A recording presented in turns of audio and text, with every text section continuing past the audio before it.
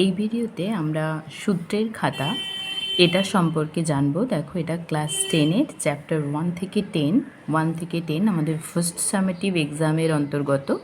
সেই first summative এক্সামের chapter 1 থেকে 10 সম্পর্কে সূত্রগুলো বলবো। দেখো, সূত্রের খাতাটা কেন প্রয়োজন সেটা তোমাদের আগে বুঝিয়ে বলি। কারণ যখন তোমরা একসাথে অনেকগুলো চ্যাপ্টার পড়ে নাও তখন কি হয়, অনেক কিছু তোমাদের সামনে এসে যায়। এখানেই যেমন তোমরা দেখো 1 থেকে 10 নম্বর চ্যাপ্টার পড়বে, ফলে তোমাদের অনেক চ্যাপ্টার, অনেক সূত্র এসছে। এই সূত্রের খাতাটার প্রয়োজনীয়তা তাহলে কি, সূত্রের খাতাটা যদি তোমার সাথে থাকে তাহলে তুমি এই জিস্ট একটা বের করে রাখবে 1 থেকে 10 নম্বর চ্যাপ্টারে। ফলে কি হবে, যে কোনো এক্সাম দেওয়ার আগে তুমি যদি এটা একবার পড়ে নাও, দেখবে অনেকটা ক্লিয়ারলি তোমার একটা ভিশন চলে আসবে, যেটা দিয়ে তুমি অঙ্কগুলোকে খুব সহজেই সলিউশন করতে পারবে। আমাদেরও ছোটোবেলায় আমাদের টিচার বলতেন সূত্রের খাতাটা অবশ্যই ফলো করতে। আমি দেখেছি আমার পার্সোনাল অভিজ্ঞতা থেকে যে যারা আমরা সূত্রের খাতাটা ফলো করেছিলাম তারা অনেক বেনিফিট পেয়েছে এই সূত্রের খাতা থেকে। তো তোমাদেরও বলবো, যেহেতু সামনে বোর্ড এক্সাম, সুতরাং সূত্রের খাতাটা অবশ্যই পুরো রেডি করো। আমি ফার্স্ট সামেটিভটা দেখাচ্ছি এবং সেকেন্ড সামেটিভের চ্যাপ্টার যখন কমপ্লিট হয়ে যাবে, আবার সেকেন্ড সামেটিভ এবং অ্যানুয়াল যে একদম বোর্ড পেপারের জন্য যে পুরো ফুল বই থেকে যে সূত্রগুলো, সেগুলো তোমাদের স্টেপ বাই স্টেপ দেবো। ঠিক আছে? তো দেখো সূত্রের খাতাটা কিভাবে তোমাদের হেল্প করবে। দেখো, এটা আমি চ্যাপ্টার 1 থেকে শুরু করছি। তোমরা তোমাদের মতো করে আরও এক্সট্রা কিছু অ্যাড করে নিতেও পারো, বা যদি তোমাদের মনে হয়ে থাকে যে কোনো জিনিস খুবই ইজি না রাখতে চাও সূত্রের খাতায়, সেক্ষেত্রে রাখার দরকার নেই। তো প্রথম চ্যাপ্টার তোমাদের ছিল অ্যাকচুয়াল বিশিষ্ট দ্বিঘাত সমীকরণ। তার জিস্ট এইভাবে করেছি, তার ফর্মটা অ্যাকচুয়াল বিশিষ্ট দ্বিঘাত সমীকরণের ফর্মটা বা আকারটা এরকম: ax² + bx + c = 0। এইভাবে ABC তাহলে কি, ABC হচ্ছে বাস্তব সংখ্যা হবে আর a≠0 হবে। ঠিক আছে? বা তোমাদের এই প্রশ্নটায় আলাদাভাবে আসে অনেক সময় শর্ট প্রশ্নে, দ্বিঘাত সমীকরণ হওয়ার শর্ত তাহলে কি, a≠0। a≠0 হতে হবে এই সমীকরণে, তাহলে দ্বিঘাত সমীকরণ হবে। এবার বলেছে দেখো, যদি a তাহলে 0 হয় তাহলে সমীকরণটা কি হবে, a যদি 0 হয়ে যায় তাহলে এই টার্মটা থাকবে না, সেক্ষেত্রে কি হবে, bx + c। bx + c মানে এটা একঘাত সমীকরণ। একঘাত সমীকরণটাকে আবার কি বলা হয় আমরা জানি, রৈখিক সমীকরণ। তাহলে যদি a 0 হয় তাহলে সমীকরণটি একটি রৈখিক বা একঘাত সমীকরণ হবে। এই 3টে প্রশ্নই কিন্তু শর্ট প্রশ্নে আসে। তারপর দেখো, তোমরা ক্লাস 9-এ বহুপদী সংখ্যামালা পড়েছো, এখানেও আবার অনেক সময় শর্ট প্রশ্নে থেকে থাকে, সেই জন্য লিখেছি বহুপদী সংখ্যামালার ক্ষেত্রে কি হয় না, বীজগাণিতিক সংখ্যামালার যে চলের যে সূচকটা সেটা হচ্ছে অখণ্ড সংখ্যা হবে। এবার অখণ্ড সংখ্যা কোনগুলো তোমরা অলরেডি জানো, 0, 1, 2, 3 এইভাবে। এবার দেখো, তোমাদের এই অ্যাকচুয়াল বিশিষ্ট দ্বিঘাত সমীকরণ চ্যাপ্টারের কিছু ইনফরমেশন হচ্ছে এটা। এই ইনফরমেশনগুলোকে কাজে লাগিয়ে আমরা রৈখিক সমীকরণগুলো বা অ্যাকচুয়াল বিশিষ্ট দ্বিঘাত সমীকরণগুলো গঠন করতে পারব। দেখো, এখানে বলেছে দুটি ক্রমিক সংখ্যা কি কি। ক্রমিক মানে পরপর, দুটো পরপর সংখ্যা। তোমরা কেউ ধরতে পারো x + 1, কেউ আবার এইভাবেও ধরতে পারো, দেখো, অথবা এইভাবে ধরতে পারো যে x - 1 x, এইভাবেও নিতে পারো। তাহলে দুটি ক্রমিক মানে পরপর সংখ্যা হচ্ছে x + 1। যেহেতু আমি অঙ্কগুলো এইভাবে ধরে করিয়েছি তাই আমি এটা লিখেছি, এটাও নিতে পারো। তারপর বলেছে দুটি ক্রমিক অযুগ্ম মানে বিজোড়, অযুগ্ম সংখ্যা। দেখো, 2x মানে হচ্ছে জোড়, আমরা জোড় সংখ্যা বিজোড় সংখ্যা জানি, ধরে নিয়ে এগোচ্ছি। এবার অযুগ্ম সংখ্যা বলেছে, তাহলে 2x - 1, আর তার পরবর্তীটা কি হবে, 2x - 1-এর পরের সংখ্যা হচ্ছে 2x, কিন্তু ওটা তো জোড় সংখ্যা, তাহলে তার পরবর্তী অযুগ্ম সংখ্যাটা হচ্ছে 2x + 1। ঠিক আছে? তোমরা এইভাবেও ধরতে পারো, কেউ দেখবে এরকমও ধরে থাকো, 2x + 1, 2x + 3। এটা একটা, এটা একটা। এতে অসুবিধে কী হয় বলো তো, ক্যালকুলেশনগুলো অনেক বেশি হয়, এটাতে অনেক ইজি হয়। এইভাবেও ধরতে পারো, আরও অন্যভাবে ধরা যাবে, কিন্তু এটা হচ্ছে বেটার ওয়ে। দেন দেখো, বলছে দুটি ক্রমিক যুগ্ম সংখ্যা মানে জোড় সংখ্যা, সেক্ষেত্রে আমরা ধরবো 2x আর 2x + 2। এটা অন্যভাবে ধরা যাবে, আমি আর সেটা বলছি না। এবার ক্লাস 7 বা 6 থেকে এগুলো দেখে এসছো, কিন্তু এই সূত্রগুলো এখানেও কাজে লাগবে, তাই আরেকবার মনে করিয়ে দিলাম। আয়তক্ষেত্রের পরিসীমা হচ্ছে 2 × দৈর্ঘ্য প্লাস প্রস্থ, ক্ষেত্রফল হচ্ছে দৈর্ঘ্য × প্রস্থ, কর্ণের দৈর্ঘ্য হচ্ছে √, দৈর্ঘ্য স্কোয়ার প্লাস প্রস্থ স্কোয়ার। ঠিক আছে? এখানে খেয়াল রেখো, রুটের ভেতরেই দৈর্ঘ্য স্কোয়ার প্লাস প্রস্থ স্কোয়ারটা থাকবে, মানে এইরকমভাবে থাকবে। নেক্সট বর্গক্ষেত্রের ক্ষেত্রে একই রকম, পরিসীমা হচ্ছে 4 ইন্টু বাহু, ক্ষেত্রফল হচ্ছে বাহু স্কোয়ার, কর্ণের দৈর্ঘ্য হচ্ছে √2 ইন্টু বাহু। দেন এগুলোও দেখবে অঙ্কে কাজে লাগবে। স্রোতের অনুকূলে বেগ বললে আমরা কি বুঝবো, নৌকোর বেগ প্লাস স্রোতের বেগ, আর স্রোতের প্রতিকূলে বেগ বললে বুঝবো নৌকোর বেগ মাইনাস স্রোতের বেগ। অনুকূল প্রতিকূল জানো ধরে নিয়ে আমি এটা লিখেছি। এবার দেখো, যখন এককের অঙ্ক এক্স হবে এবং দশকের অঙ্ক ওয়াই হবে, তখন কি হবে, সংখ্যাটা কি হবে, এক্স ইন্টু, এটা যেহেতু এককের অঙ্ক সুতরাং 1 দিয়ে গুণ হবে, এক্স ইন্টু 1 প্লাস এটা দশকের অঙ্কটা হচ্ছে ওয়াই, তাহলে ওয়াই ইন্টু 10 এটা। এবার দেখো, এটা এই কনসেপ্টটাও কাজে লাগবে, অঙ্কদ্বয়ের স্থান পরিবর্তন করলে মানে কি হবে, তখন এককের অঙ্কটা হয়ে যাবে ওয়াই আর দশকের অঙ্কটা হয়ে যাবে এক্স। তাহলে স্থান পরিবর্তন করলে এখান থেকেও তোমরা লিখতে পারো এক্স ইন্টু 1 ছিল, তাহলে হয়ে যাবে এক্স ইন্টু 10, আর ওয়াই ইন্টু 10 ছিল, সেটা হয়ে যাবে ওয়াই ইন্টু 1। স্থান পরিবর্তন করা মানে এককের অঙ্ক দশকে হয়ে যাবে, দশকের অঙ্ক এককে হয়ে যাবে। নেক্সট দেখো, সমীকরণের বীজ, এটাও কিন্তু অ্যাকচুয়াল বিশিষ্ট দ্বিঘাত সমীকরণের। এক্স ইকুয়াল টু আলফা, এটা এই দ্বিঘাত সমীকরণকে সিদ্ধ করলে আলফা হবে ওই সমীকরণের সমাধান বা বীজ। তাহলে সিদ্ধ করা মানে কি বুঝবো, মানে আমি যদি এক্সের জায়গায় আলফা বসাই, দেখো এ ইন্টু এক্সের স্কোয়ার ছিল মানে এটা alpha square plus B into X ছিল, এক্স মানে আমি আলফা বসাচ্ছি প্লাস সি, এটা সমান যদি 0 হয় ক্যালকুলেশন করার পর, তাহলে বলবো যে এই সমীকরণটা এক্স ইকুয়াল টু আলফা দিয়ে সিদ্ধ হচ্ছে। তখন কি বলবো না, আলফাটা হচ্ছে এই সমীকরণের সমাধান বা বীজ। বুঝছে? নেক্সট দেখো, বলছে একঘাত বা রৈখিক, এটা আমরা জানি রৈখিক সমীকরণকে একঘাত সমীকরণ বলছে। তাহলে একঘাত বা রৈখিক সমীকরণের বীজ সংখ্যা একটি, সেরকম দ্বিঘাত সমীকরণের ক্ষেত্রে বীজ সংখ্যা দুটো, ত্রিঘাত সমীকরণের ক্ষেত্রে বীজ সংখ্যা 3টি, এইভাবে এগোতে থাকবে। নেক্সট লক্ষ্য করো, বলছে এই যে একটা সমীকরণ দ্বিঘাত সমীকরণে, এই সমীকরণে সি ইকুয়াল টু 0 হলে ফর্মটা কীরকম হবে, X square plus B X equal to 0, কারণ সিটা 0 হলে একটা বীজ সবসময়ই 0 হবে। এটা মনে রেখো, কারণ শর্ট প্রশ্নে লাগে। নেক্সট দেখো, বলেছে ত্রিভুজের ক্ষেত্রফল, এটা আমরা জানি হাফ ইন্টু ভূমি ইন্টু উচ্চতা। এর অন্যন্যক 1/a, এ কিন্তু এটা অবশ্যই মনে রেখো শূন্য ছাড়া বাস্তব সংখ্যা হবে, কারণ 1/0 আমরা জানি অসংজ্ঞাত, সুতরাং এর অনন্যক 1/a। নেক্সট 11 দাগে যেটা, সেটা হচ্ছে আমাদের বীজদ্বয়ের প্রকৃতি সম্পর্কে। এই একটা দ্বিঘাত সমীকরণ, a x square plus B x plus c equal to 0, দ্বিঘাত সমীকরণ হওয়ার দুটো শর্ত কি, এ বি সিকে বাস্তব সংখ্যা হতে হবে, বিলংস টু রিয়াল নাম্বার লিখেছি, আর এ নট ইকুয়াল টু 0 হবে, তাহলেই এটা হচ্ছে দ্বিঘাত সমীকরণ হবে। এর ক্ষেত্রে দেখো, আমি 3টে পোর্শন করেছি, এখানে নিরূপকের প্রকৃতি লিখতে পারতাম কিন্তু আমি লিখিনি, বীজদ্বয়ের প্রকৃতি আর বীজদ্বয় লিখেছি, ঠিক আছে। তো এখানে আমি লক্ষ্য করো, বি স্কোয়ার মাইনাস 4ac মান যদি 0 হয়, সমান 0 হলে বীজদ্বয়ের প্রকৃতি কী কী না বাস্তব হবে আর সমান হবে। বীজদ্বয় কী কী হবে, যেহেতু সমান সুতরাং -b/2a মাইনাস b/2a, কারণ কি আমরা দেখেছি অলরেডি এরকম টাইপের একটা বীজ বেরোয়, এক্স ইকুয়াল টু এরকম টাইপের একটা এক্সপ্রেশন বেরোয়, যদি বি স্কোয়ার মাইনাস 4ac সমান 0 হয়, তাহলে এই পোর্শনটা 0 হয়ে যাবে, তাহলে -b/2a প্লাস 0 একটা, আর -b মাইনাস 0/2a একটা, তাই না? সেক্ষেত্রে দুটোই হচ্ছে -b/2a। এবার দেখো, বি স্কোয়ার মাইনাস 4ac যখন গ্রেটার দেন 0, তখন কি হচ্ছে, বাস্তব ও অসমান। এখানে ছিল বাস্তব ও সমান, এখানে হচ্ছে বাস্তব ও অসমান, সেক্ষেত্রে -b plus minus √b square minus 4ac/2a। এখানে লেস দেন 0 হলে কি হবে, নেগেটিভের ভেতরে ঋণাত্মক এই √এর ভেতরে ঋণাত্মক সংখ্যা হয়ে যাবে, সেক্ষেত্রে এই মানটা আমরা এখন বের করতে শিখিনি বা বাস্তব মান পাবো না, তাই না? তাই বাস্তব বীজ পাবো না, সুতরাং বাস্তব বীজ যখন পাবো না, সুতরাং এটা লেখার দরকার নেই। এখানে অবশ্যই খেয়াল রেখো, এই যে B square minus 4ac equal to 0 হচ্ছে না, গ্রেটার দেন 0 হচ্ছে না, লেস দেন 0 হচ্ছে, এটা থেকে আমরা বুঝতে পারছি কি বীজদ্বয়ের প্রকৃতিটা, তাই তো? সেই জন্য এটাকে বলছে নিরূপক। নিরূপক তাহলে কি, বি স্কোয়ার মাইনাস 4ac। তাহলে বাস্তব বীজ কখন পাবো, এই দুটো ক্ষেত্রেই বাস্তব বীজ পাবো, এটা ইকুয়াল 0, এটা গ্রেটার দেন 0, তাহলে বি স্কোয়ার মাইনাস 4ac যখন গ্রেটার ইকুয়াল টু 0 হবে, তখন বাস্তব বীজ পাবো, আর বাস্তব বীজ পাবো না যখন হচ্ছে B square minus 4ac less than 0 হবে। এবার লক্ষ্য করো, দ্বিঘাত সমীকরণের যদি বীজদ্বয়ের সমষ্টি কী কত পাবো?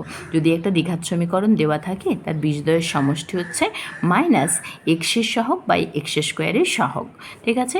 দ্বিঘাত সমীকরণের বীজদ্বয়ের গুণফল সমান হচ্ছে ধ্রুবক পদ বাই এক্স স্কোয়ারের সহগ। এগুলো আমি বোঝাচ্ছি না, কারণ আমি যখন চ্যাপ্টারগুলো পড়িয়েছি তখন তোমাদের বুঝিয়ে দিয়েছি এই সিচুয়েশনগুলো, কারণ পুরো 1 থেকে 10 নম্বর চ্যাপ্টার পর্যন্ত আমি তোমাদের সূত্রগুলো দেব। সুতরাং যদি বোঝাতে চাই তাহলে অনেকটা টাইম লাগবে, ঠিক আছে? তো তোমরা ওখান থেকে যদি কারোর অসুবিধা হয় ওখান থেকে দেখতে পারো, তোমাদের ডেসক্রিপশন বক্স থেকে লিঙ্ক থেকে দেখতে পারো বা প্লেলিস্ট থেকে দেখতে পারো। এখানে দেখো বলেছে দ্বিঘাত সমীকরণের বীজদ্বয় যদি আলফা বিটা দেওয়া থাকে তাহলে সমীকরণটা কী হবে? এক্ষেত্রে সমীকরণ দেওয়া ছিল বীজদ্বয়ের সমষ্টি আর বীজদ্বয়ের গুণফল বের করেছে, এটার ঠিক উল্টোটা, সমীকরণের বীজদ্বয় দেওয়া আছে, সমীকরণটা কী করে পাবো? দেখো এক্স স্কোয়ার মাইনাস বীজদ্বয়ের সমষ্টি ইন্টু এক্স প্লাস বীজদ্বয়ের গুণফল ইকুয়াল টু 0, এইভাবে পাবো। এবার বীজদ্বয় যদি আলফা বিটা বলা হয় তাহলে কী হবে? এক্স স্কোয়ার মাইনাস বীজদ্বয়ের সমষ্টি কী হবে? Alpha plus beta into x plus বীজদ্বয়ের গুণফল, তাহলে alpha into beta equal to 0। আর এই সূত্রগুলো আমরা অলরেডি করে এসেছি ক্লাস 7 থেকে, তবু এই সূত্রগুলো একবার বলছি কারণ এগুলো তোমাদের কাজে লাগবে। এখানে যখন বীজদ্বয় দেওয়া থাকবে আলফা বিটা, একটা দ্বিঘাত সমীকরণে বীজদ্বয় আলফা বিটা দেওয়া থাকবে, এই এক্সপ্রেশনগুলোর মান বের করতে হবে, তখন কাজে লাগবে। সুতরাং alpha square plus beta square সমান কি? Alpha plus beta square minus 2 alpha beta. Alpha cube plus beta cube সমান হচ্ছে আলফা প্লাস বিটা তোর whole cube minus 3 into alpha beta into alpha plus beta.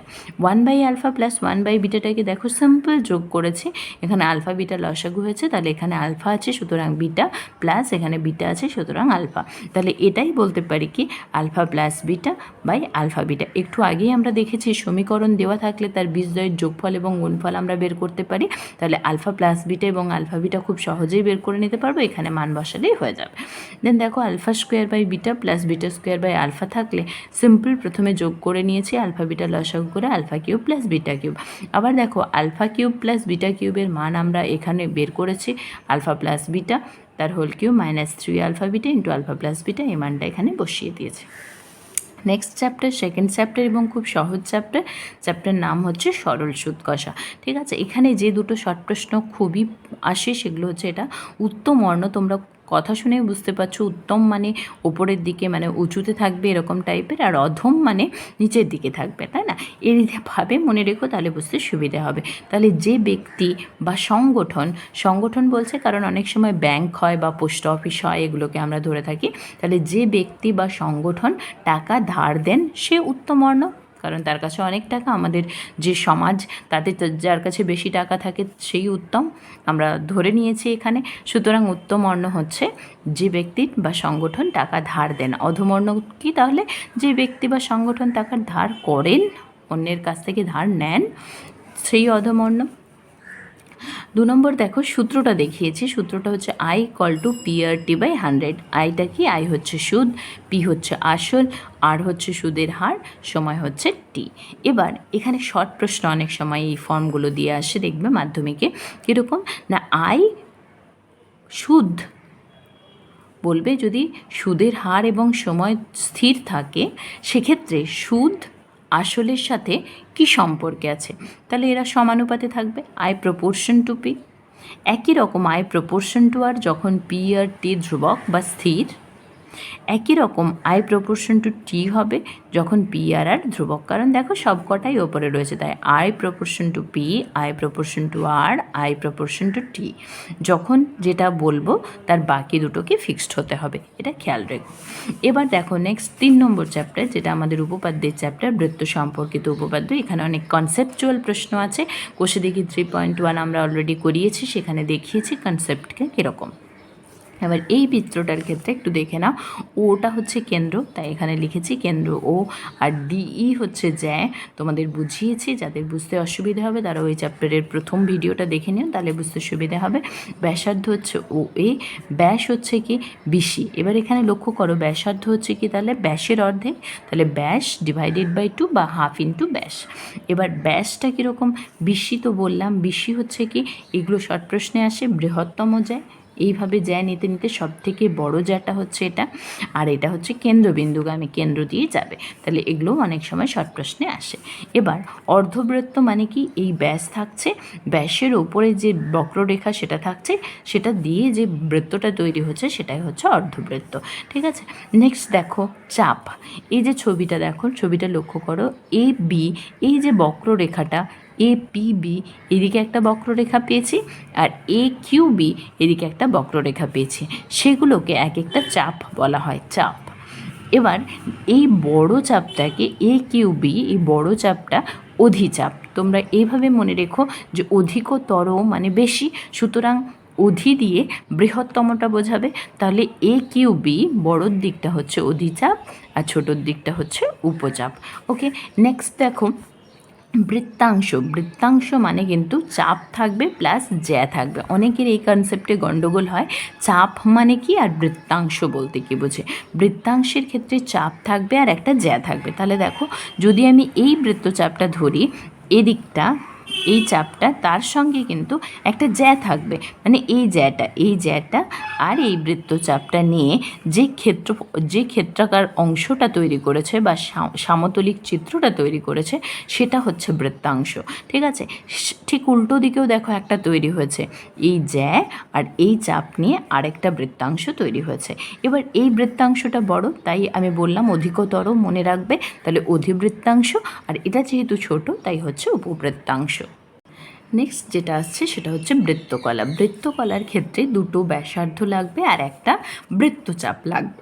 ঠিক আছে, তো দেখো এই ছবিতে ব্যাসার্ধ এই ও এ আর ও বি দুটো ব্যাসার্ধ নিয়েছে, আর বৃত্তচাপ লাগবে। তাহলে এই ব্যাসার্ধ, আমি একটু পেন দিয়ে দাগ দিচ্ছি, আর এই ব্যাসার্ধ, আর এই যদি বৃত্তচাপ বলি, এখানে যে অংশটা তৈরি হয়েছে বা যে সামতলিক চিত্রটা তৈরি হয়েছে বা ক্ষেত্রটা তৈরি হয়েছে সেটা হচ্ছে বৃত্তকলা। তাহলে এদিকে যেমন একটা তৈরি হয়েছে, ঠিক উল্টো দিকে আরেকটা দেখো তৈরি হয়েছে, এই একটা ব্যাসার্ধ, এই একটা ব্যাসার্ধ, তাহলে দুটি ব্যাসার্ধ, আর এই দিকের বড় একটা চাপ নিয়ে তৈরি হয়েছে এদিকে আরেকটা বৃত্তকলা।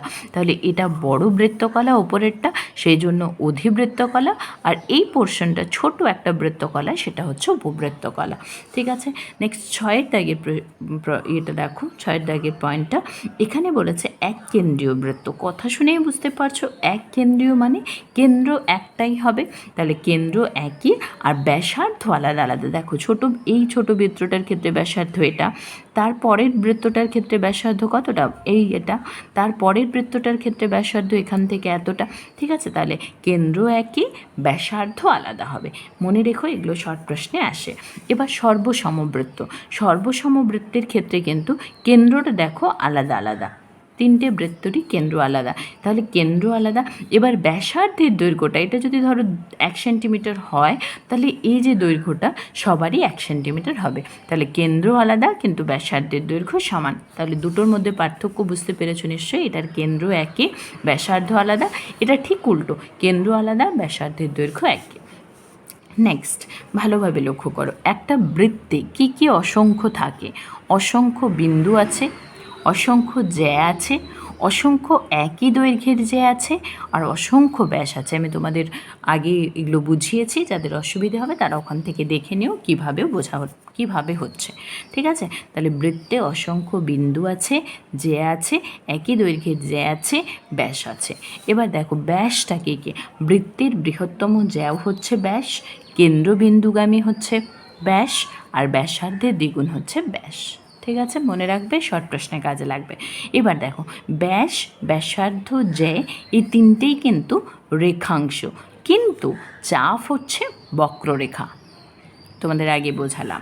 এবার দেখো বৃত্তাংশ, বৃত্তকলা এগুলো সবই সামতলিক চিত্র, মানে একই সমতলের থাকবে। ঠিক আছে, নেক্সট দেখো যেটা বলছে, দুটি বৃত্তাংশ যদি সমান হয়, বৃত্তাংশ সমান হলে বৃত্তচাপ দুটির দৈর্ঘ্য সমান হবে।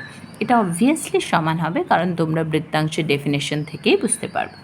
কোনো একটি বৃত্তে সমান দৈর্ঘ্যের জ্যা সমান দৈর্ঘ্যের চাপ ছিন্ন করে এবং কেন্দ্রে যদি সমান সম্মুখকোণ উৎপন্ন করে। এইটা বোঝার জন্য দেখো এই ছবিটা দেখো তাহলে বুঝতে পারবে।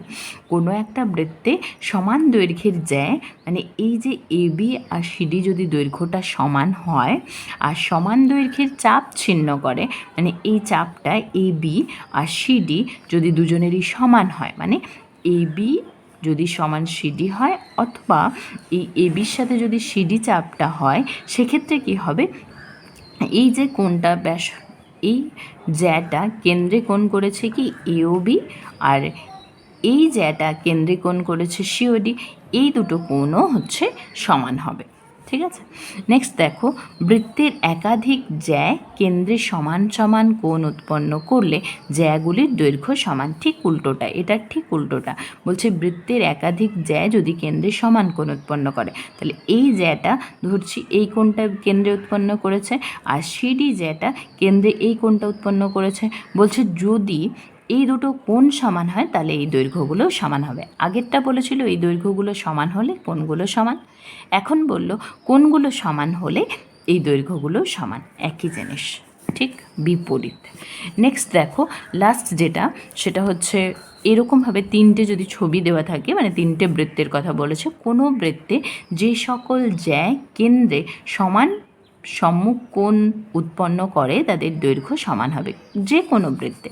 তাহলে এখানে তিনটে বৃত্ত নেওয়া হয়েছে, তিনটে বৃত্তের মধ্যে এই এবি একটা জ্যা, সিডি একটা জ্যা আর ইএফ একটা জ্যা, এরা কেন্দ্রে যে কোণটা তৈরি করেছে, মানে এটার ক্ষেত্রে এপিবি, এটার ক্ষেত্রে সিকিউডি আর এটার ক্ষেত্রে ইআরএফ, এই কোণগুলো যদি সমান হয় তাহলে তারা সমান দৈর্ঘ্যের, মানে এবি সমান সিডি সমান ইএফ। এবার দেখে নেব আমাদের যে উপপাদ্য ছিল, উপপাদ্য 31। তোমরা জানো 31-এ প্রমাণ আমাদের পরীক্ষায় আসবে না, লেখা আছে বইতে অলরেডি, প্রমাণ মূল্যায়ন অন্তর্ভুক্ত নয়। সুতরাং স্টেটমেন্টটা জানবে এবং স্টেটমেন্টটা থেকে আমাদের অনেক সময় শর্ট প্রশ্ন আসে। বলছে তিনটি অসমরেখ বিন্দু, সমরেখ বিন্দু জানো তোমরা একই রেখার উপর অবস্থিত তিনটে বিন্দু, আর অসমরেখ বিন্দু মানে একই রেখার উপর অবস্থিত তিনটে বিন্দু নয়, বিন্দু দিয়ে একটি মাত্র বৃত্ত অঙ্কন সম্ভব।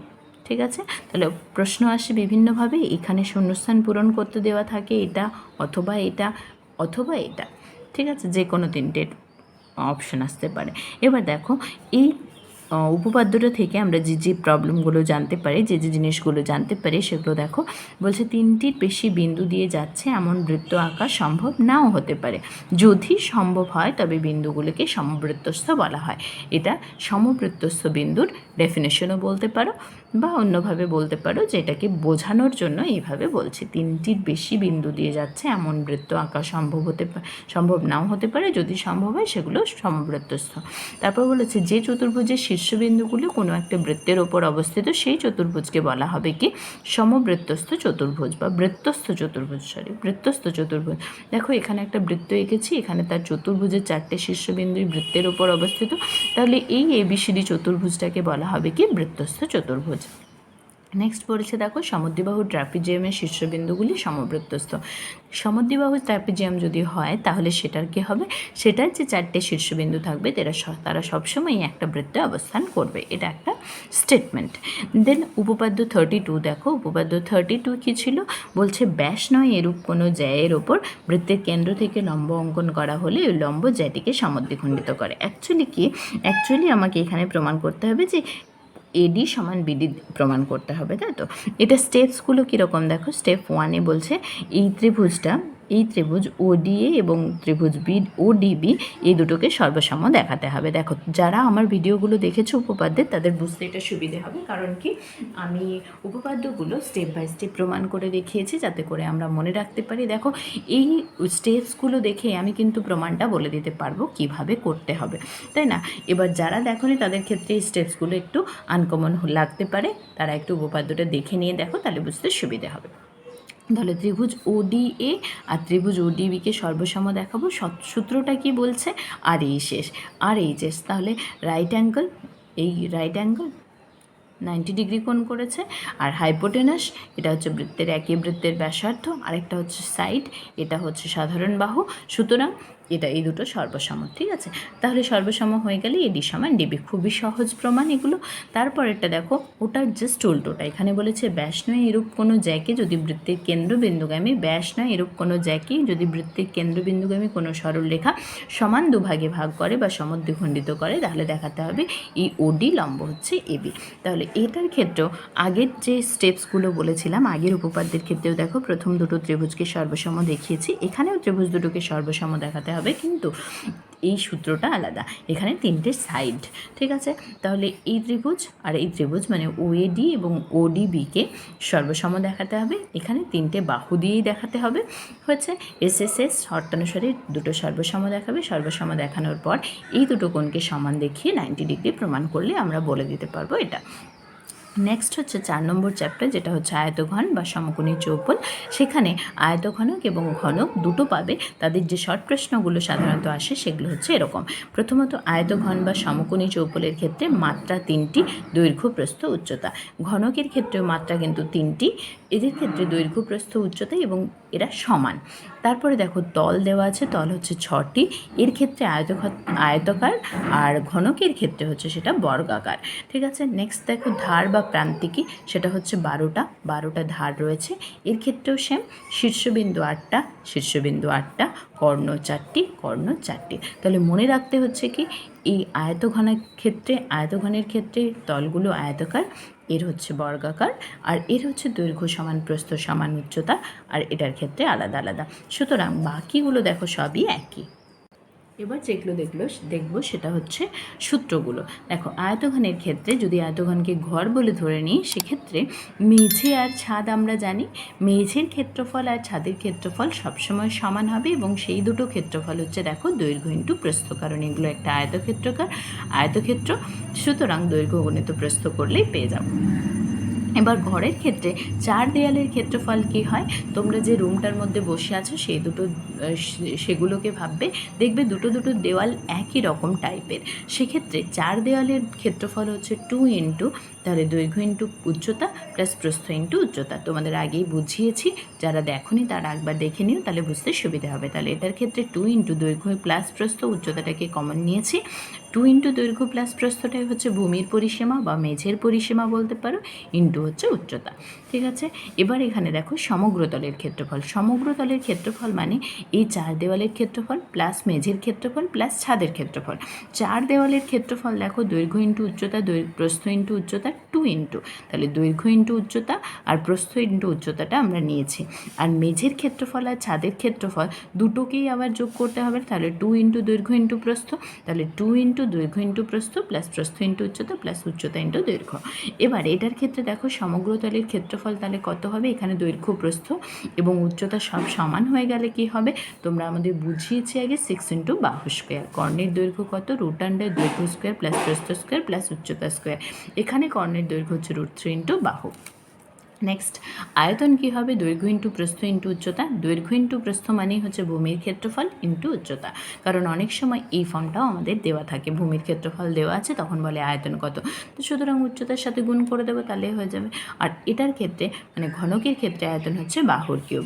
এবার লক্ষ্য করো, যখন একটি তলের কর্ণের দৈর্ঘ্য বলবে তখন কিন্তু এই যে দৈর্ঘ্য স্কোয়ার প্লাস প্রস্থ স্কোয়ার উচ্চতা স্কোয়ারটা তখন হবে না, ঠিক আছে, কারণ আয়তক্ষেত্র, তখন তো আয়তক্ষেত্র, একটি তলের কর্ণের দৈর্ঘ্য মানে আয়তক্ষেত্রের কর্ণের দৈর্ঘ্য, তখন √, দৈর্ঘ্য স্কোয়ার প্লাস প্রস্থ স্কোয়ার, উচ্চতাটা হবে না। আগে দেখো যখন আয়তঘনের ক্ষেত্রে কর্ণের দৈর্ঘ্য দেখো √, দৈর্ঘ্য স্কোয়ার প্লাস প্রস্থ স্কোয়ার প্লাস উচ্চতা স্কোয়ার, তাহলে এটা খেয়াল রাখতে হবে যে একটি তলের বললে তখন কিন্তু এই উচ্চতা স্কোয়ারটা হবে না, ঠিক আছে। নেক্সট দেখো, এখানে যখন ঘনক বলবে তার একটি তলের বা কর্ণের দৈর্ঘ্য, একটি তল মানে এখানে বর্গক্ষেত্রের কর্ণের দৈর্ঘ্য আমরা জানি √2 ইন্টু বাহু, তাহলে একটি তলের কর্ণের দৈর্ঘ্য হবে √2 ইন্টু বাহু। নেক্সট চ্যাপ্টার হচ্ছে 5, সেখানে অনুপাত ও সমানুপাত। অনুপাত প্রথম শুরু করছি। দেখো, অনুপাতের ক্ষেত্রে তোমরা জানো দুটি সমজাতীয় রাশির কত গুণ বা কত ভাগ, সেটাই হচ্ছে অনুপাত। সমজাতীয় রাশির, এটা অনেক সময় শর্ট প্রশ্ন আসে। রাশি তোমরা জানো এককযুক্ত সংখ্যা হচ্ছে রাশি। তা ঠিক আছে, তো অনুপাতগুলো কীরকম হয়? A:B ফর্মে হয়, যেখানে বিটা নট ইকুয়াল টু 0, কারণ তোমরা জানো A:B মানে A/B, তাই তো? তাহলে বিটা যদি 0 হয় তাহলে A/0 অসংজ্ঞাত হয়ে যাবে, সেই কারণে B নট ইকুয়াল টু 0। এবার দেখো, দুটো পদ আছে, সেখানে প্রথমটা হচ্ছে পূর্বপদ, পরেরটা হচ্ছে উত্তরপদ বা অনেক সময় বলা হয় পরপদ। ঠিক আছে, এবার লক্ষ্য করো যে ভাগগুলো আছে অনুপাতের। যদি পূর্বপদ এবং উত্তরপদ সমান হয়ে যায় তাহলে সেই অনুপাতটাকে বলা হবে সাম্যানুপাত। যদি পূর্বপদ আর উত্তরপদ সমান না হয় সেটাকে বলা হবে বৈষম্যানুপাত। ঠিক আছে, এবার বৈষম্যানুপাতের আবার দুটো ভাগ আছে। যদি পূর্বপদ বেশি বড় হয় উত্তরপদের থেকে তাহলে এটা গুরু অনুপাত। তোমরা সবসময় এইভাবে মনে রেখো, গুরু মানে হচ্ছে বড়, কারণ অনেক সময় আমরা কনফিউজড হয়ে যাই গুরু আর লঘু অনুপাত নিয়ে। গুরু মানে হচ্ছে বড়, তাহলে পূর্বপদটা যদি উত্তরপদের থেকে বড় হয় তাহলে গুরু অনুপাত, আর পূর্বপদ যদি উত্তরপদের থেকে ছোট হয় তাহলে সেটা লঘু অনুপাত। নেক্সট যেটা দেখো, ব্যস্ত অনুপাত। A:B এর ব্যস্ত অনুপাতটা কি হবে না, পূর্বপদ উত্তরপদ হয়ে যাচ্ছে আর উত্তরপদটা হয়ে যাচ্ছে পূর্বপদ, তাহলে A:B এর ব্যস্ত অনুপাত হবে B:A। এখানে কিন্তু A আর B দুটোকেই নট ইকুয়াল টু 0 হবে, কারণ অনুপাতগুলো না হলে এক্সিস্ট করবে না। ঠিক আছে, আরেকটা তোমরা যে ভুল করো সেটা হচ্ছে A:B সমানই B:A লিখে দাও ব্যস্ত অনুপাত। ধরো বলেছে যে 2:3 এর ব্যস্ত অনুপাত কত, তোমরা লিখে দাও 2:3 সমান হচ্ছে 3:2। আনসারের খাতায় আমরা এটা অনেক সময়ই পাই, কিন্তু এভাবে লিখবে না। ঠিক আছে, 2:3 এর ব্যস্ত অনুপাত 3:2, কারণ 2:3 মানে হচ্ছে দেখো 2/3, আর 3:2 মানে হচ্ছে 3/2। দুটো ভগ্নাংশ কিন্তু সম্পূর্ণ আলাদা, এটা 0.666 করে হবে আর এটা হচ্ছে 1.5, তাহলে দুটো ভগ্নাংশ পুরো আলাদা। সেক্ষেত্রে তোমরা খেয়াল রেখো অনুপাতগুলো আলাদা। তাহলে ব্যস্ত অনুপাত যখন লিখবে পুরোটা লিখে যে 2:3 এর ব্যস্ত অনুপাত হলো 3:2, এইভাবে লিখবে। ঠিক আছে, আরেকটা যেটা দেখবে তোমাদের অনেক সময় অঙ্ক করতেও কাজে লাগবে, সেটা হচ্ছে যৌগিক বা মিশ্র অনুপাত। ধরো A:B, C:D এবং E:F এরকম তিনটে আছে, তিনটেও থাকতে পারে, দুটোও থাকতে পারে, বা দুই বা দুইয়ের বেশি যে কোনো অনুপাত থাকতে পারে। এর যৌগিক বা মিশ্র অনুপাত কী হবে? এই পূর্বপদগুলোর গুণফল মানে ACE, সেটা ইজটু কী হবে? BDE, উত্তরপদের গুণফল। ঠিক আছে, তো এইরকম হবে ACE ইজটু BDF বা DBF। একই ব্যাপার, গুণ করলে তো গুণফলটা একই হবে, এখানে B × D × F। এবার এখানে যেটা দেখবে সেটা হচ্ছে সমানুপাত। সমানুপাতের ক্ষেত্রে দেখো এরকম 4টে সংখ্যা দেওয়া থাকবে, আমি এখানে ABCD ধরে নিয়েছি। তাদের প্রথম দুটোর অনুপাত মানে A:B আর শেষ দুটোর অনুপাত C:D। এই দুটো অনুপাত যদি সমান হয় তখন বলবো কি না, এই যে 4টে সংখ্যা, এই 4টে সংখ্যা সমানুপাতে থাকবে বা সমানুপাতি। ঠিক আছে, এখানে তোমরা জানো যে অনুপাত মানে সমজাতীয় রাশি, সুতরাং এই 4টে সংখ্যায় সমানুপাতের ক্ষেত্রেও 4টে সংখ্যায় সমজাতীয় রাশি হতে হবে, না হলে কিন্তু সমানুপাতটা হবে না। নেক্সট দেখো, এই যে আমরা অনুপাতটা পেলাম তার মধ্যে সমানুপাতটা পেলাম, এটাকে আমরা কিভাবে লিখছি? এটাকে লিখছি এইভাবে, দেখো A:B proportion to C:D। তাহলে এই শেষ দুটো বা সাইডে যে দুটো পদ আছে সেই দুটো পদকে, শেষ দুটো বলবো না, প্রথম এবং শেষ বলবো, সেই দুটো পদ হচ্ছে প্রান্তীয় পদ বা ধারে রয়েছে বলে আমরা বলছি প্রান্তীয় পদ, আর বি আর সি দেখো মাঝখানে রয়েছে তাই এদেরকে বলছে মধ্যপদ। এবার সমানুপাতের ক্ষেত্রে সবসময় এই সূত্রটা ফলো করে কি, প্রান্তীয় পদ দুটোর গুণফল সমান হবে মধ্যপদ দুটোর গুণফল। ঠিক আছে, তাহলে এই দুটো, এটা কিন্তু খুব মনে রাখবে, কারণ এই সূত্রটা আমাদের বারবার কাজে লাগতে হবে অঙ্কগুলো করার সময়। নেক্সট দেখো ক্রমিক সমানুপাতি। ক্রমিক সমানুপাতির ক্ষেত্রে কিন্তু 3টি সংখ্যা লাগবে এবং 3টে সংখ্যায় সমজাতীয় রাশি হতে হবে, না হলে তো অনুপাতই হবে না। সেক্ষেত্রে প্রথম দুটোর অনুপাত A:B আর শেষ দুটোর মানে দ্বিতীয় তৃতীয়ের অনুপাত হচ্ছে B:C। এই দুটো অনুপাত যদি সমান হয়, মানে A:B সমান যদি B:C হয়, তাহলে আমি বলতে পারবো ABC সংখ্যা তিনটি ক্রমিক সমানুপাতিতে থাকবে। এবার এটাকে লেখার সময় কিভাবে লেখা হবে? যেভাবে সমানুপাত লিখেছি, A:B প্রপোর্শন টু B:C, ঠিক আছে। এবার বিটা দেখো মাঝে রয়েছে, এই তিনটে সংখ্যার মধ্যে বি মাঝে রয়েছে, বি হচ্ছে মধ্য সমানুপাতি আর সি হচ্ছে তৃতীয় সমানুপাতি, তাহলে এ হচ্ছে প্রথম সমানুপাতি, একই ব্যাপার। এবার এখানেও দেখো আমরা যেভাবে আগের অঙ্কে করেছি, এই দুটো প্রান্তীয় পদ দুটোর গুণফল সমান হচ্ছে মধ্যপদদ্বয়ের গুণফল, ঠিক আছে। তো আগের সূত্র যেটা পেয়েছিলাম সমানুপাতের ক্ষেত্রে, প্রান্তীয় পদ দুটির গুণফল সমান মধ্যপদ দুটির গুণফল করলে আমরা পাচ্ছি এসি সমান হচ্ছে B²। এখানে একটু খেয়াল রাখতে হবে, তাহলে বি এর মান আমরা কি পাবো? +√AC, তাই তো। এবার বি এর মান আমি কখন কোনটা নেব, কখন প্লাস নেব, কখন মাইনাস নেব, সেটা একটু দেখে নাও। এই তিনটে থেকে আমরা বুঝতে পারবো। বি সমান +√AC যখন এ আর সি দুটোই পজিটিভ হবে, ঠিক আছে। আর দুটোই যদি নেগেটিভ হয়, এ ও সি দুটোই নেগেটিভ, সেক্ষেত্রে হয়ে যাবে -√AC। এসি যদি নেগেটিভ হয়, বিও নেগেটিভ হবে। এবার এখানে লক্ষ্য করো, এ ও সি বিপরীত চিহ্নযুক্ত হলে কি হবে? এই রুটের ভেতরে একটা নেগেটিভ আসবে। ধরো এ সমান বলা আছে 2 আর বি সমান হচ্ছে -3, তাহলে এই বি এর মানটা কি পাবো? +√A × C, মানে -6। -6 এর বর্গমূলে আমরা কোনো বাস্তব সংখ্যা পাবো না, সেক্ষেত্রে এই বি এর মানটা হবে অসংজ্ঞাত, ঠিক আছে। এই বি এর মানটা বের করবে যখন, তখন অবশ্যই খেয়াল রাখবে। এবার যে প্রক্রিয়াগুলো আছে, একান্ত প্রক্রিয়ার ক্ষেত্রে দেখো, যদি এরকম অনুপাত থাকে A:B প্রপোর্শন টু C:D, সেক্ষেত্রে আমরা এই দ্বিতীয় আর তৃতীয় পদটার পজিশনকে চেঞ্জ করতে পারছি, কারণ A:C প্রপোর্শন টু B:D। কারণগুলো তোমাদের বুঝিয়েছি আগে, আমি এখন আর বোঝাচ্ছি না। বিপরীত বা ব্যস্ত অনুপাত, সেক্ষেত্রে কি হবে? এই যে একটা অনুপাত, এই একটা অনুপাত, তাদের ব্যস্ত অনুপাতগুলো, A:B এর ব্যস্ত অনুপাত কত? B:A, আর C:D এর ব্যস্ত অনুপাত হচ্ছে D:C, তাহলে এদের ব্যস্ত অনুপাতগুলো সমানুপাতে থাকবে। নেক্সট, যোগ প্রক্রিয়া। A:B প্রপোর্শন টু C:D হলে যদি আমি এই দুটোকে যোগ করে দিই, এই প্রথম দুটো, এই অনুপাতের ক্ষেত্রে প্রথম দুটো পদকে আমি যদি যোগ করে দিই, A + B A:B proportion two, এই দুটোর ক্ষেত্রে দেখো C+D তা এরাও কিন্তু প্রপোর্শনে থাকবে, সমানুপাতে থাকবে। ভাগ প্রক্রিয়ার ক্ষেত্রেও একই, A:B প্রপোর্শন টু C:D হলে কি হবে? ভাগ প্রক্রিয়া বলা হয়, অ্যাকচুয়ালি বিয়োগ করা হয়, তাই তো।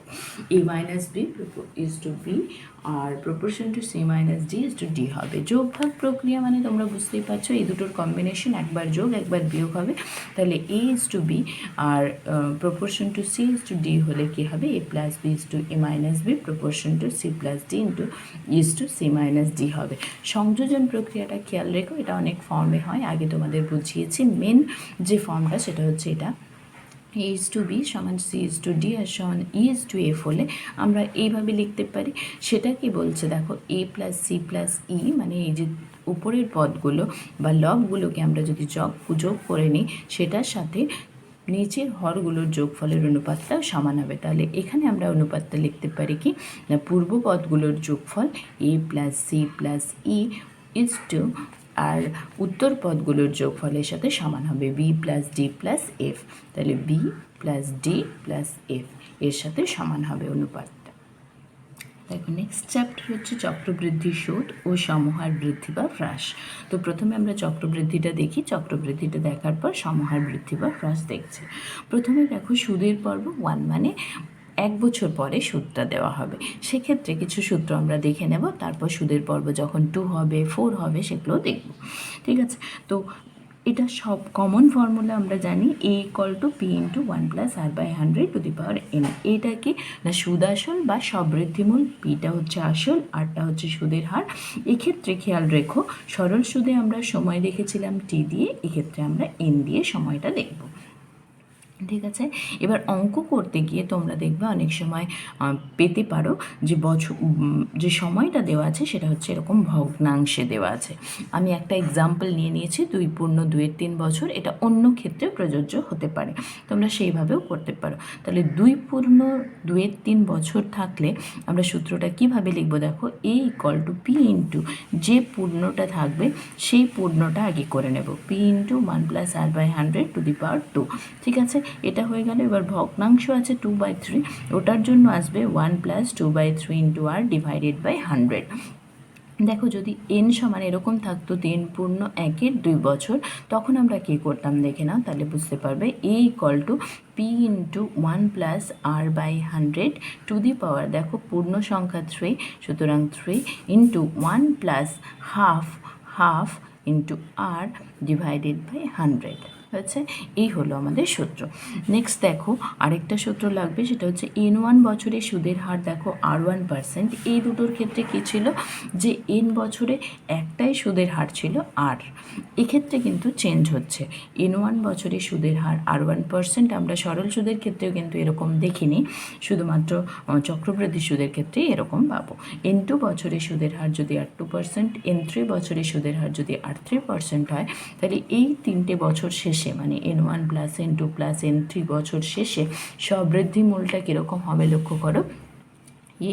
সবৃদ্ধিমূল a সমান p × 1 + r1/100 two the power n1, কারণ n1 বছরের সুদের হার r1 ছিল, 1 + r2/100 two the power n2, n2 বছরে সুদের হার r2 ছিল, আর 1 + r3/100 two the power n3, n3 বছরের সুদের হারটা r3 ছিল, সেই কারণে এইভাবে এগোলো। এবার সুদের পর্ব যদি 2 হয় মানে 6 মাস পর পর সুদটা যদি দিয়ে দেয়, সেক্ষেত্রে দেখো 6 মাস সমান আমরা লিখতে পাচ্ছি 6/12, এত বছর সমান হচ্ছে হাফ বছর। এটা কাটাকাটি করলে কি হচ্ছে, হাফ বছর। এই হাফটা আমাদের কাজে লাগবে বা মনে রাখতে সুবিধা হবে। দেখো যে সূত্রটা ছিল সেটা ছিল কি, এই = p × 1 + r/100 two the power n। এখানে লক্ষ্য করো, এই যে যেহেতু হাফ হয়েছে, তাহলে এখানে হাফটা গুণ করে দিয়েছি, আর হাফটা গুণ করলে এখানে 2 দিয়ে গুণ করা আছে।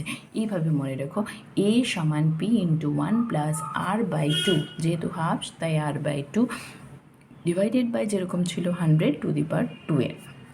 সুদের পর্ব যখন 4 মানে 3 মাস পর পর যদি সুদ দেয়, সেক্ষেত্রে কী হবে, 3/12 এত বছর, তাহলে হচ্ছে 1/4 বছর। তোমরা নিজেরাই সূত্র করে নিতে পারবে, a = p × 1 + তাহলে এখানে 4, তাহলে হচ্ছে r/4 divided by 100 to the power 4 × n। তবে খেয়াল রেখো, সুদের পর্ব মানে এই যে 3 মাসে যদি সুদ দেয়, কিছু টাকা যদি ধরো 3 বছরের জন্য রেখেছো, কোথাও সুদের পর্ব 3 মাস আর সুদের পর্বটা 4 বা 3 মাস অন্তর সুদটা দিচ্ছে, আর কোথাও যদি সুদের পর্বটা এক হয় মানে 1 বছর অন্তর সুদ দেয়, সেক্ষেত্রে কিন্তু এটাই আমরা বেশি টাকা পাবো, আসলটা আমরা বেশি পাবো, সবৃদ্ধিমূলটা আমরা বেশি পাবো। এবার লক্ষ্য করো, 4 হচ্ছে আমরা বলছি যে সুদটা কিভাবে পাবো। আমরা এখানে সব সূত্রগুলোতেই দেখো সবৃদ্ধিমূল পেয়েছি, সরল সুদের ক্ষেত্রে সব সূত্রগুলোতেই সুদ পেয়েছি, সুতরাং এখানে সুদটা কিভাবে বের করব, সুদ সমান হচ্ছে সবৃদ্ধিমূল মাইনাস আসল। ঠিক আছে, এবার দুটো ইম্পর্টেন্ট যে ইনফরমেশন যেগুলো আমাদের শর্ট প্রশ্নে সবসময় আসে, সেগুলো দেখে নাও। যদি পি আর আর ধ্রুবক হয়, তাহলে সরল সুদের ক্ষেত্রে t এবং চক্রবৃদ্ধি সুদের ক্ষেত্রে n, এই দুটোই যদি 1 বছর হয়, তা সেক্ষেত্রে সরল সুদ আর চক্রবৃদ্ধি সুদ সমান হবে। এটা শুধুমাত্র 1 বছর হলেই, টাইমটা 1 বছর হলে তবে এই দুটো সমান হবে। যদি টাইমটা বেশি হয় 1 বছরের থেকে, তাহলে চক্রবৃদ্ধি সুদ বেশি হবে সরল সুদের থেকে, এটা অবশ্যই খেয়াল রেখো। এবার চক্রবৃদ্ধি সুদের ক্ষেত্রে কি হবে, নির্দিষ্ট সময় অন্তর সুদ আসলের সঙ্গে যোগ হয়ে যায়, এটা আমরা জানি। কি 1 বছর যদি সুদের পর্ব 3 মাস বলা থাকে, তাহলে 3 মাস পরে পরে সুদটা আসলের সাথে যোগ হয়ে যাবে। যদি সুদের পর্ব 6 মাস বলা থাকে, তাহলে কি হবে, 6 মাস পর পর সুদটা আসলের সাথে যোগ হয়ে যাবে, কিন্তু যেটা সরল সুদের ক্ষেত্রে হয় না। চক্রবৃদ্ধি সুদের ক্ষেত্রে শুধুমাত্র সম্ভব কি না, একটা নির্দিষ্ট সময় অন্তর যে সুদটা দেওয়া হবে সেটা আসলের সঙ্গে যোগ হয়ে যাবে। এবার তাহলে কি হবে, আসলের পরিমাণটা ক্রমাগত বাড়তে থাকবে, আর প্রতি বছরই আসল পরিবর্তিত হবে, মানে চেঞ্জ হয়ে যাবে। এবার দেখো দুটো টার্ম, সমহার বৃদ্ধি এবং সমহার হ্রাস, এদের ডেফিনেশনগুলো জানতে হবে, কারণ শর্ট প্রশ্নে আসে। ডেফিনেশন কি বলছে দেখো, সময়ের সঙ্গে কোনো কিছু নির্দিষ্ট হারে বৃদ্ধি হলে সেটা হচ্ছে সমহার বৃদ্ধি। একই রকম সময়ের সঙ্গে কোনো কিছু নির্দিষ্ট হারে হ্রাস হলে সেটা হবে সমহার হ্রাস। সূত্রটা খুব ভালোভাবে খেয়াল রেখো, বৃদ্ধি মানেই দেখো দুটো সূত্রেই প্লাস দিয়েছি, এখানটা এটা এটা এই প্লাস আর এই প্লাস, বৃদ্ধি হলেই প্লাস হবে, হ্রাস হলেই দেখো মাইনাস দিয়েছি।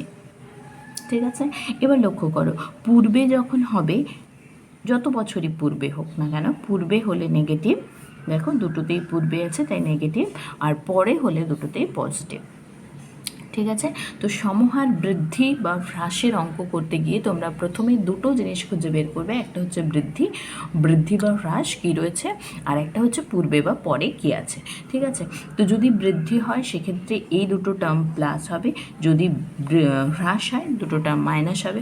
তাহলে দেখো এই কলটু n বছর পূর্বে সব মূল চক্রবৃদ্ধি সেটা কত হবে, = p × 1 + r/100⁻⁻n, যেহেতু n বছর পূর্বে। একই রকম সমহার হ্রাসের ক্ষেত্রে n বছর পূর্বে কত হবে, p × 1 - r/100⁻⁻n। ঠিক আছে, যেহেতু হ্রাস তাই নেগেটিভ, যেহেতু পূর্বে তাই নেগেটিভ। n বছর পরে কি হবে, n বছর পরে যেহেতু বৃদ্ধি তাই এটা প্লাস, পরে যেহেতু তাই এটাও প্লাস, তাহলে = p × 1 + r/100⁻n। এবার সমহার হ্রাসের ক্ষেত্রে n বছর পরের ক্ষেত্রে = p × দেখো হ্রাস যেহেতু নেগেটিভ r/100, এবার পরে যেহেতু তাই n। নেক্সট চ্যাপ্টার দেখো 7 নম্বর চ্যাপ্টার, সেটা হচ্ছে বৃত্তস্থ কোণ সম্পর্কিত উপপাদ্য। এখানে আমি কোণগুলো সব প্রথমে ডিসক্রাইব করে দিচ্ছি, তাহলে তোমাদের বুঝতে সুবিধা হবে। কেন্দ্রস্থ কোণ, দেখো কেন্দ্রে যে কোণটা হয়েছে কোণ AOB, এটা হচ্ছে আমাদের কেন্দ্রস্থ কোণ। বৃত্তস্থ কোণ যেটা, সেটাই হচ্ছে পরিধিস্থ কোণ। সেটা কি না, পরিধির ওপর বিন্দুর সাথে যে, আমি তোমাদের বুঝিয়েছি এইভাবে যে চাপের প্রান্তবিন্দুগুলো এবং পরিধির যে কোনো একটা বিন্দুর সংযোজক রেখাংশ, সেটাই যে কোণটা তৈরি করছে সেটা হচ্ছে বৃত্তস্থ কোণ বা পরিধিস্থ কোণ। এক্ষেত্রে তাহলে ACB কোণটা হচ্ছে বৃত্তস্থ কোণ বা পরিধিস্থ কোণ। এবার দেখো বৃত্তাংশস্থ কোণ, বৃত্তাংশ তোমরা জানো, সেই বৃত্তাংশের ওপর যে কোণটা হচ্ছে সেটা হচ্ছে কোণ ACB। এই বৃত্তাংশের ওপর কোণটা হয়েছে, মানে অধিবৃত্তাংশের ওপর কোণটা হয়েছে ACB। অর্ধবৃত্তস্থ কোণ, এই ব্যাসের উপর যে কোণটা হয়েছে সেটা হচ্ছে অর্ধবৃত্তস্থ কোণ ACB এক্ষেত্রেও। নেক্সট দেখো উপপাদ্য 34-এ আছে তোমাদের কি, কেন্দ্রস্থ কোণ পরিধিস্থ কোণের দ্বিগুণ। তাহলে এই ছবি অনুযায়ী বা এই ছবি অনুযায়ী একই রকম কেন্দ্রস্থ কোণকে AOB সমান হচ্ছে 2 × কোণ ACB। তোমরা প্রমাণ যারা আমার ভিডিও থেকে দেখেছো তারা দেখেছো আমি স্টেপ বাই স্টেপ করিয়েছি। তো এই স্টেপগুলো যদি আমরা মনে রাখি তাহলে সুবিধে কি, আমরা প্রমাণটা ইজিলি করতে পারবো। তোমাদের বইয়ের প্রমাণের সাথে মুখস্থ করে করতে লাগবে না, স্টেপসগুলো জাস্ট মনে রেখে দেবো, মনে রাখলে আমরা নিজেরাই করে ফেলতে পারবো। স্টেপ 1-এ দেখো কী করেছি, প্রথমে দেখিয়েছি দুটো ছবির ক্ষেত্রে, দুটো ছবি দেখিয়েছি আমি তোমাদের বইতে, 4টি ছবি আছে, 4টি ছবি না করলেও হবে, এই দুটো মেনলি ছবি করলেই হবে।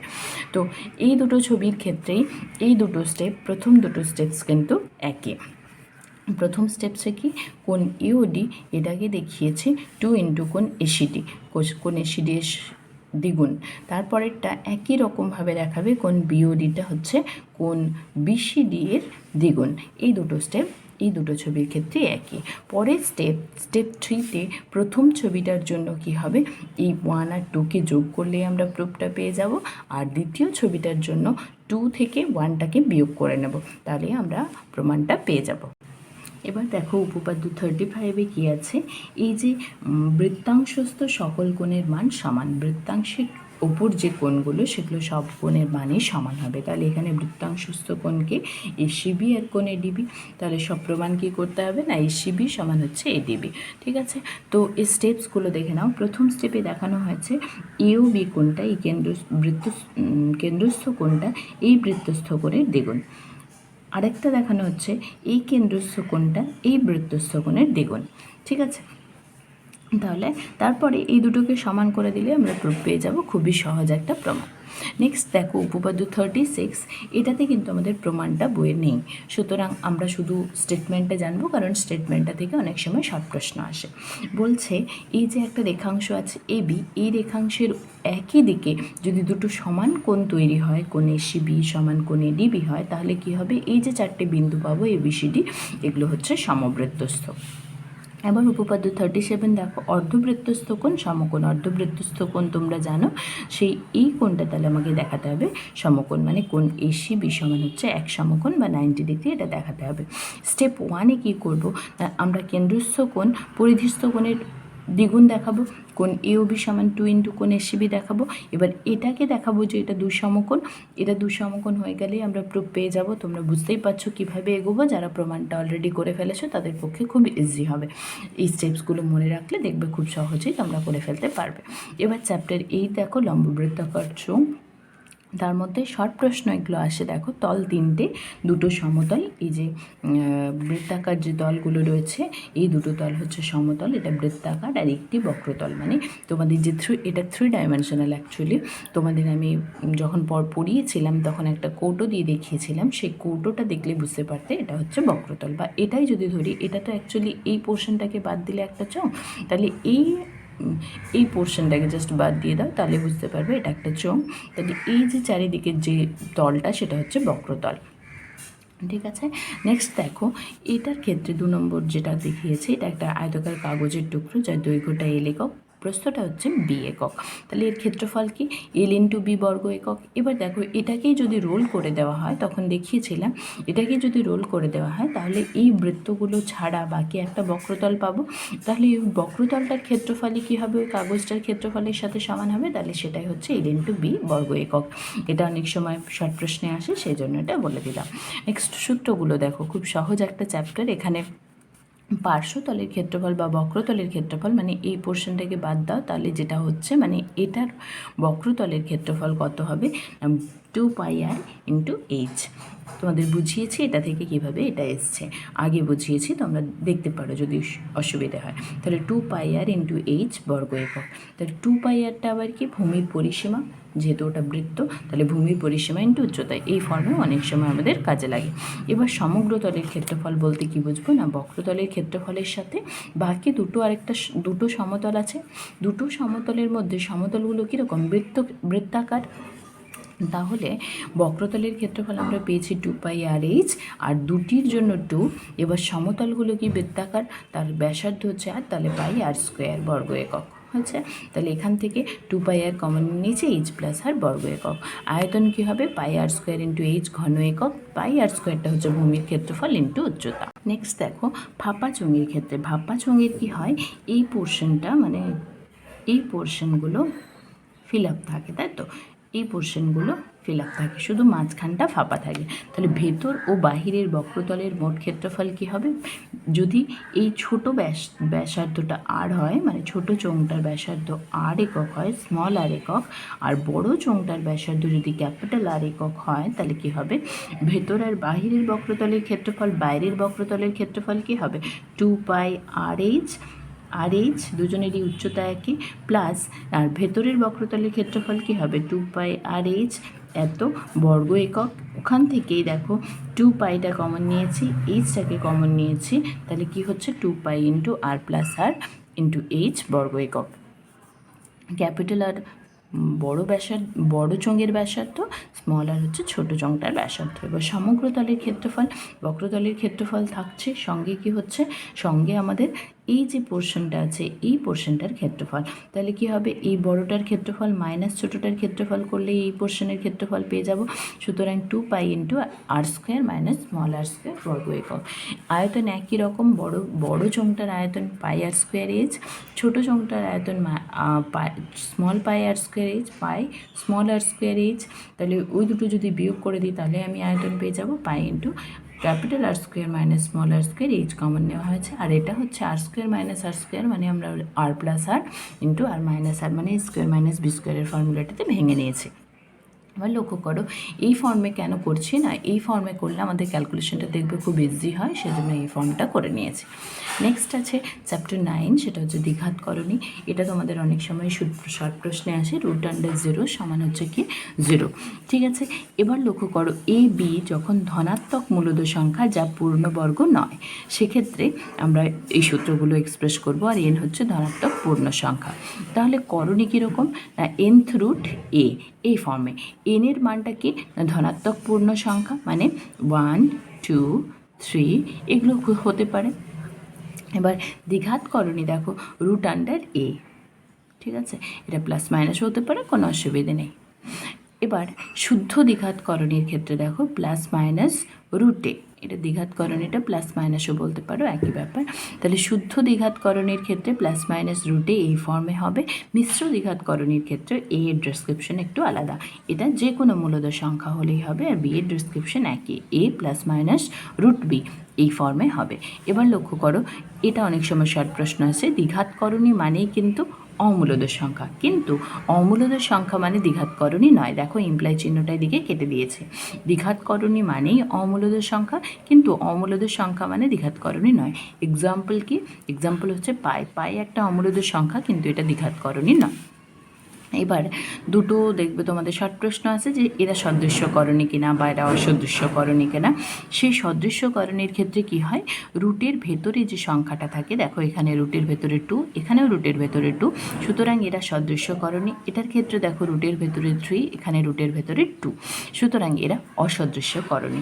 এবার অনেক সময় তোমাদের এই ফর্ম দিয়ে দেওয়া থাকে, দেখো 3√2 মানেই √18, তাহলে আমরা কি করব, প্রথম কাজ হবে √18 থাকলে, এরকম থাকলে তাকে আগে এরকম ফর্মে সাজিয়ে নেব, মানে মূলদ আর অমূলদ সংখ্যার গুণফল আকারে সাজিয়ে নেব।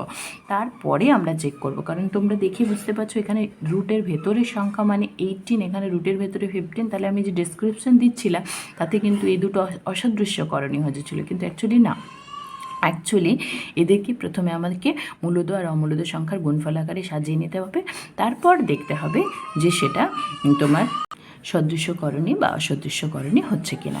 এর নেক্সট দেখো বলছে দুটো দ্বিঘাতকরণীর কথা বলছে, যে তোমাদের এগুলো শর্ট প্রশ্নে আসে, দুটো দ্বিঘাতকরণীর উদাহরণ দাও যাদের যোগফল ধরো মূলদ সংখ্যা। সেক্ষেত্রে আমরা কি ফর্মটা নেব, √a মাইনাস √a, এদের যোগফল এবং গুণফল মূলদ সংখ্যা। যদি এরকম সংখ্যা দেওয়া থাকে √2 এর একটা সংখ্যা বলো যাদের যোগফল হচ্ছে মূলদ সংখ্যা হবে, সুতরাং আমি √2-র সাথে কি নেব, -√2, যোগফল করো, যোগফল দেখো 0, 0 মূলদ সংখ্যা। একই রকম যদি এই ফর্মটা থাকে a প্লাস √b আর a, তখন আমরা a মাইনাস √b এই ফর্মটা নেব, a প্লাস √b আর a মাইনাস √b, এদের যোগফল আর গুণফল সবসময় মূলদ সংখ্যা। 8 নম্বর পয়েন্ট দেখো, এবার হচ্ছে করণী নিরস্বক উৎপাদক। √a এর ক্ষেত্রে করণী নিরস্বক উৎপাদক কি, k ইন্টু √a। এটা কি অশূন্য ধ্রুবক, শূন্য হবে না, কেটা হবে অশূন্য ধ্রুবক। তাহলে কি হলো, √a এর করণী নিরস্বক উৎপাদক হচ্ছে k ইন্টু √a। করণী নিরস্বক উৎপাদক বলতে এই দুটোকে যদি আমি গুণ করি দেখবে করণীটা থাকবে না, একটা মূলদ সংখ্যা পেয়ে যাব।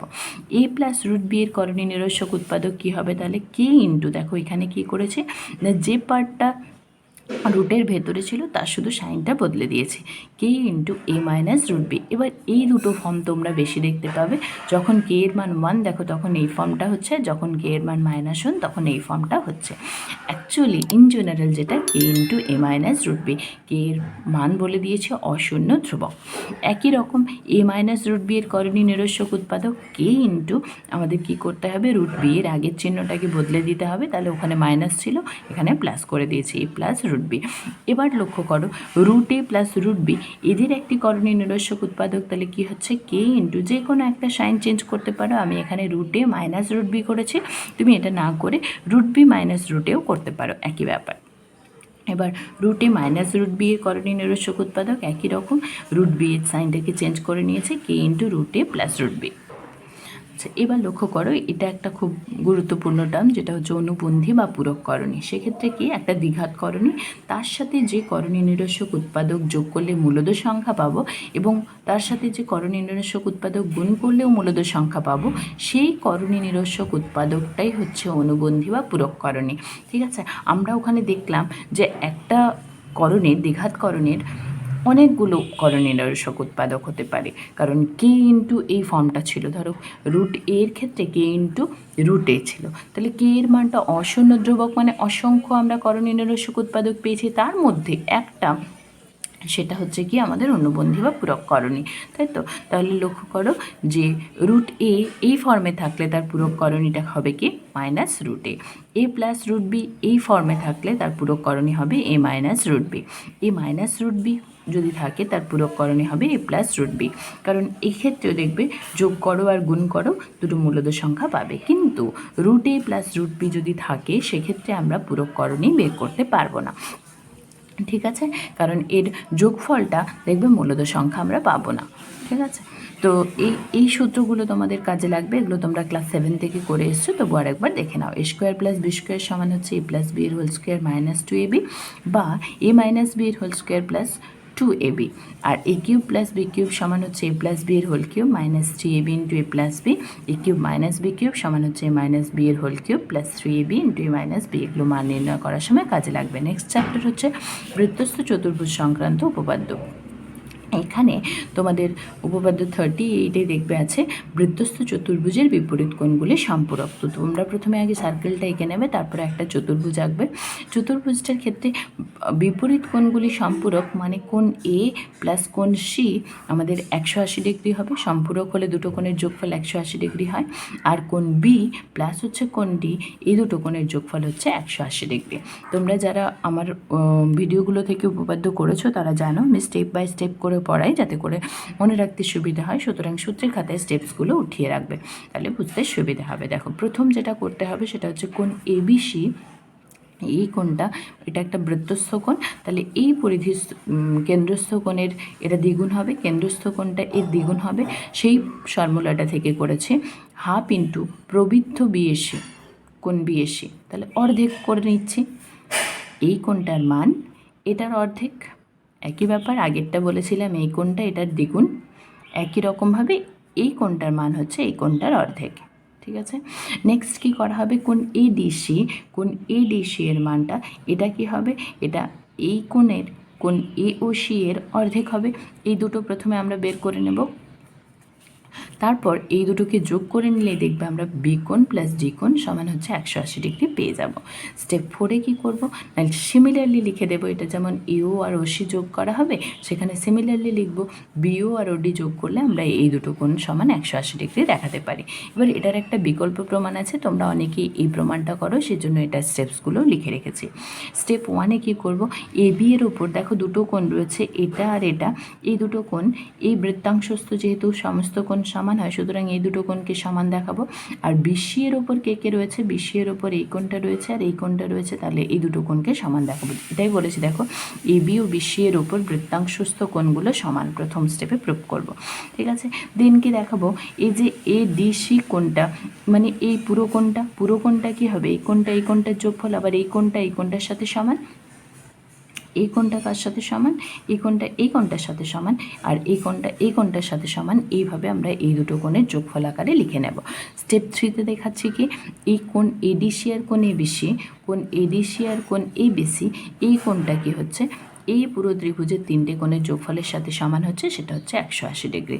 একই রকমভাবে দেখিয়ে নেওয়া যাবে, যেহেতু আমি বি কোণ আর ডি কোণের যোগফল দেখালাম, একই রকমভাবে দেখানো যাবে এই কোণ আর সি কোণের যোগফলটাও 180 ডিগ্রি, এটা বিকল্প প্রমাণ। এবার উপপাদ্য 39-এ যেটা করতে হবে সেটা হচ্ছে স্টেটমেন্ট মনে রাখতে হবে, এটা আমাদের পরীক্ষার সময় শর্ট কোশ্চেনে আসে। কি বলেছে, চতুর্ভুজের বিপরীত কোণগুলো যদি সম্পূরক হয় তাহলে তার শীর্ষবিন্দুগুলো সমবৃত্তস্থ হবে, বা শীর্ষবিন্দুগুলো একই বৃত্তের ওপর অবস্থিত হবে। ঠিক আছে, এটাই মনে রাখতে হবে। তো এই হলো আমাদের সূত্রের খাতা ফার্স্ট সামেটিভের জন্য। যদি তোমাদের ভালো লেগে থাকে তাহলে জানিও, পরবর্তী সামেটিভের ক্ষেত্রেও এরকম একটা বানিয়ে দেবো, এবং তোমাদের হেল্প হলেও সেটা জানিও।